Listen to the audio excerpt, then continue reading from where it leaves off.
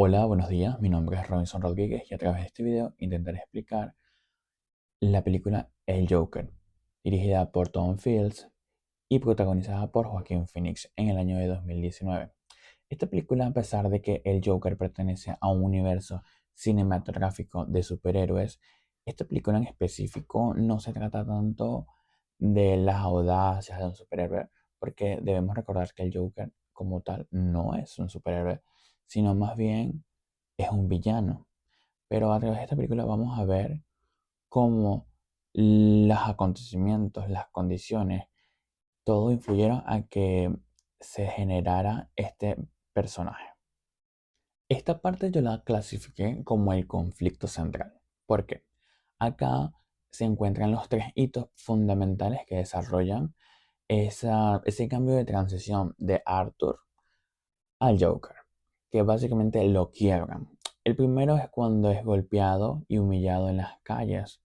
Como él era payaso y en Gotham en ese momento se vivía un clima de penumbria, de descontrol, de problemas sociales, delictivos, ¿verdad?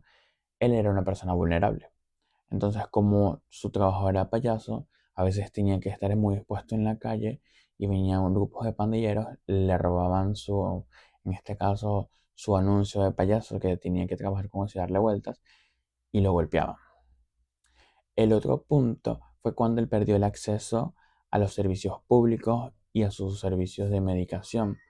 O sea, él pertenecía a este sistema de seguros sociales donde primero recibía ayuda psicológica o tenía por lo menos un refugio donde hablar y el acceso a sus medicinas. Y por último, cuando, bueno, también se puede decir que el momento donde perdió su trabajo, porque él perdió su trabajo debido a que llevaba un arma que se le había dado un compañero. Y el último es cuando encuentra y descubre verdades perturbadoras sobre su pasado y su origen en un expediente de su madre. El quiebre de Arthur como Arthur y el nacimiento del Joker se da a partir de la ruptura de las figuras de identidad o figuras de referencia que tenía Arthur. Él admiraba hasta cierto punto a Wayne, que era la persona que se iba a lanzar como gobernador de Gotham, que decía, em, voy a darle mejores oportunidades a las personas pobres y básicamente las veías como un problema las personas pobres. Y también a Moonray. Moonray era el presentador del show que a él tanto le gustaba. Pero es importante aclarar acá que Arthur veía a Moonray como un símbolo de paternidad. Arthur deseaba que Moonray lo invitara y le dijera, desearía que tener un hijo como tú. Ahora vamos a hablar de los tres aspectos fundamentales de la teoría: el yo, el super yo y el ello. Es importante aclarar primero qué función cumple cada uno. El yo, digamos que es el mediador entre el super yo y el ello. El super yo es esa parte de Arthur moral que viene clasificada por todas esas características que la sociedad o su mamá Penny le atribuyó a él. Y el ello son todos esos instintos o deseos que tiene de forma innata. Bueno, en el caso de Arthur, el yo es un yo bastante débil y no muy funcional. Él intenta tener una vida normal, él tiene un empleo, él cuida a su mamá, él va a terapia, pero sin embargo sigue siendo un yo muy débil. A medida que la sociedad lo va golpeando, tanto literal como metafóricamente, cuando digo literal me refiero a esa golpiza que le daban los jóvenes pandilleros en las calles, y cuando digo metafóricamente me refiero a esas fallas en el sistema que básicamente lo dejaron sin acudo, sin refugio, cuando hubo cortes de presupuesto y las ayudas de terapia y de brindarles medicamentos, pues fueron clausuradas sin darles pues otra alternativa ni nada, ¿verdad? Poco a poco, pues su yo se iba fragmentando. hasta el punto de que simplemente ya el yo no tenía fuerzas para controlar al ello y al super yo.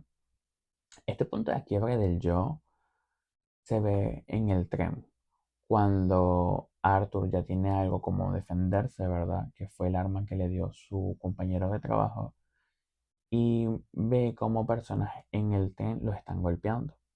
Y ya teniendo el poder de defenderse, pues se deja llevar por su impulso, que era venganza, que era ese ello. Como dijimos, el super yo es esa parte moral que tenemos, ¿verdad? En el caso de Arthur, esos valores morales, por así decirlo, funcionaban como un puñal hacia sí mismo.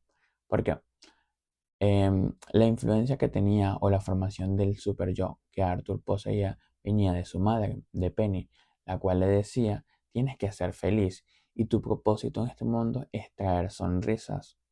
Eso lo forzaba a que cualquier tipo de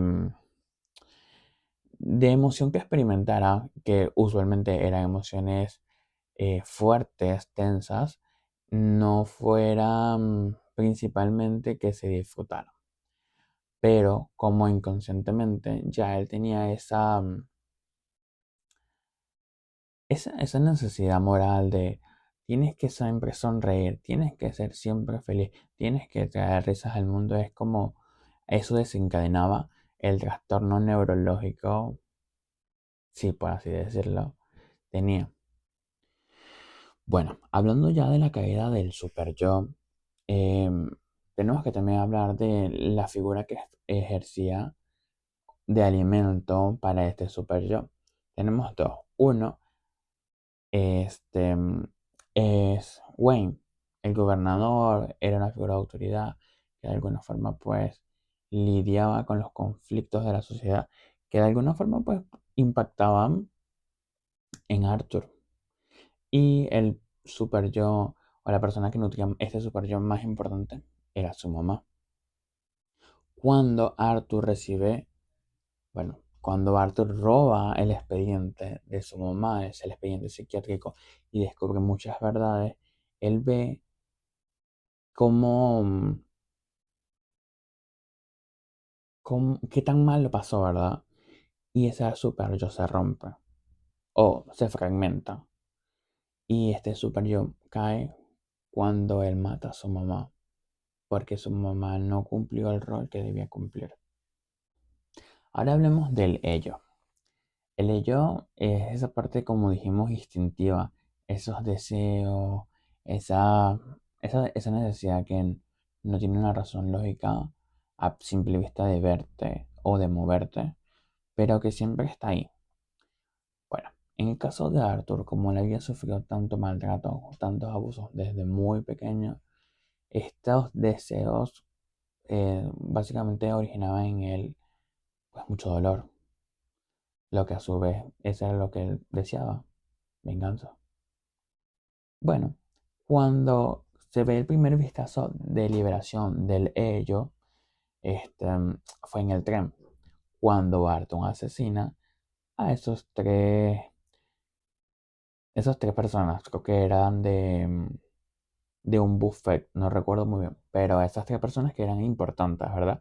Que supuestamente tenían una moral de que eran buenas personas, que miembros de la sociedad, cuando Arthur sabían que eran unas personas malintencionadas que simplemente molestaban a todo el mundo. Bueno, acá cuando Arthur es entrevistado en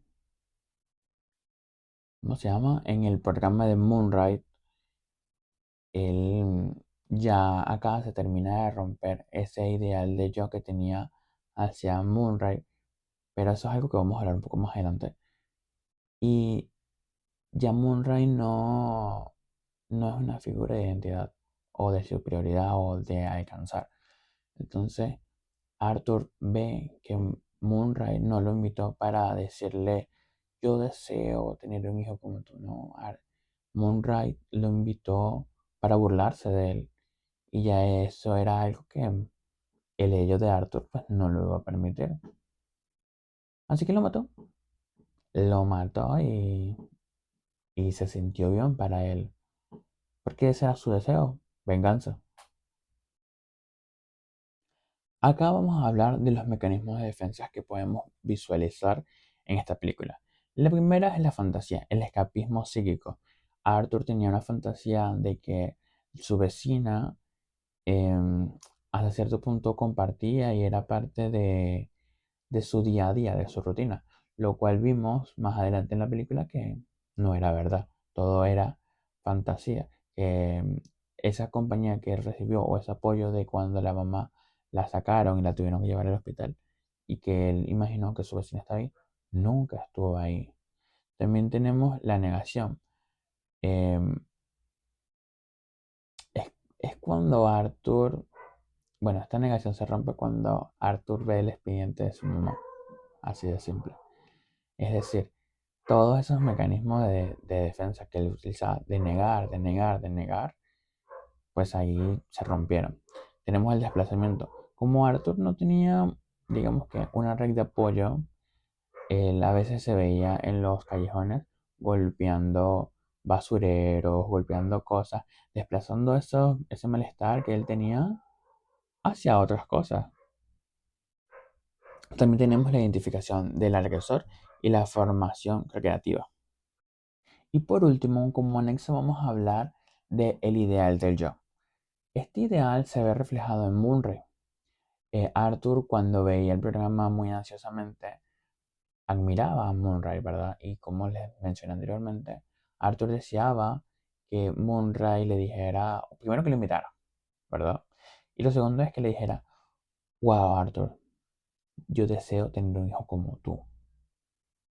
Ese era como el clímax máximo de admiración que pudiera, o de elogio que pudiera recibir Arthur de Munray. Hasta cierto punto se cumplió. ¿Por qué? Porque Arthur sí fue invitado por Moonlight al programa, ¿no? Y este Moonlight se mostró en los camerinos muy amable, le permitió entrar disfrazado, ¿verdad? Y con el cabello pintado y la cara pintada. Y incluso satisfació este deseo de decirle, me puedes llamar cuando me des la entrada de, en vez de Arthur, sino como el Guasón, porque ese fue el nombre que tú me diste, el Guasón. A pesar de todo, hasta en ese punto Arthur seguía mirándolo. Bueno, entonces, cuando ya Arthur descubre que la invitación que Moonray le hace no es exactamente para decirle, Arthur, yo deseo tener un hijo como tú me inspiras, sino que lo invitó fue para burlarse. Ya acá vemos que esas son cosas que Arthur ya no va a seguir permitiendo. Y ya este ideal del yo pues se rompe. Entonces ya no vea como una figura de respeto o de autoridad a Munray. Así que simplemente pues lo mata.